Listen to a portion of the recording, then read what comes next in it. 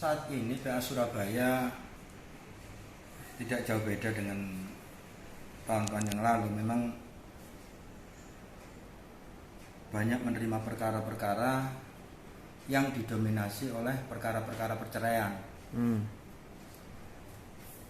Kalau tidak salah prosentasenya sekitar 60-70%. 60-70%. Perkara masuk seluruhnya di PA Surabaya 60-70% adalah perceraian. Dan dari sebagian besar perceraian itu lebih banyak didominasi oleh cerai gugat yang diajukan oleh istri daripada cerai talak yang diajukan oleh suami. Perbandingannya sekitar 2/3-nya. 2/3 ya Pak? Ya, artinya 2/3 itu untuk cerai talaknya sekitar, kalau perbandingannya ya, ada 2, cerai gugatnya ada 3, begitulah. Nah, dari sekian perkara itu paling enggak data sampai dengan akhir Mei kemarin kita sudah menerima perkara sebanyak 4.251 sampai dengan akhir Mei. Dari 4.251 itu cerai talaknya 731, cerai gugatnya 1.723. Artinya ada 8 alasan pokok ketika orang mengajukan perceraian. Dari 8 itu yang paling banyak, yang paling sering memang satu adalah alasan huruf F, yakni pertengkaran, perselisihan.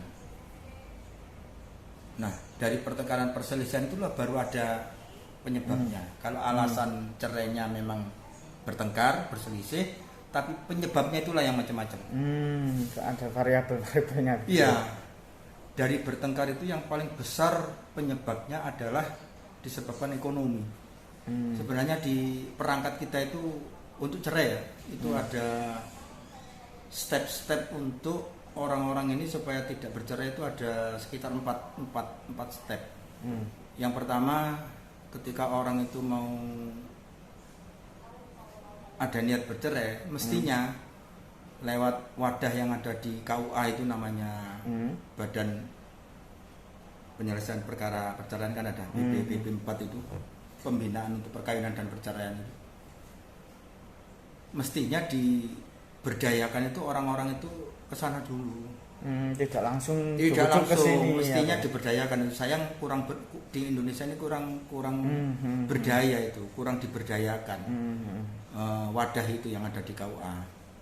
Ketika masuk di pengadilan, kita punya kewajiban, hakim itu sebagaimana pasal 130 HIR punya kewajiban untuk mendamaikan para pihak.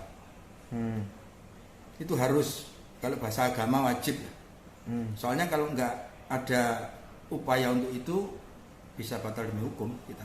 Setelah itu ada namanya mediasi.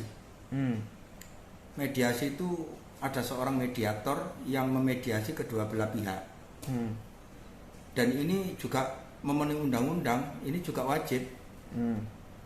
Di aturan terakhir di Perma 1 tahun 2016. Jadi ketika orang sudah diupayakan damai oleh hakim nggak bisa, tetap wajib mediasi. Nah, ini kalau nggak dilakukan sama juga batal demi hukum, harus dilakukan mediasi ketika kedua belah pihak ada. Ternyata masih nggak berhasil juga, orang masih kenceng, yang terutama penggugatnya. Terakhir kelembagaan, artinya yang resmi itu kita bisa mengangkat hakam. Apa itu? Hakam itu wakil dari kedua belah pihak, keluarga masing-masing kedua belah pihak. Kalau ternyata keluarga orang dekatnya suami istri aja nggak berhasil, sudah gimana? Jadi luar kuasa dari PA. Sudah. Ya memang berarti sudah nggak lagi, nggak menyatu, sudah pecah itu. Baru.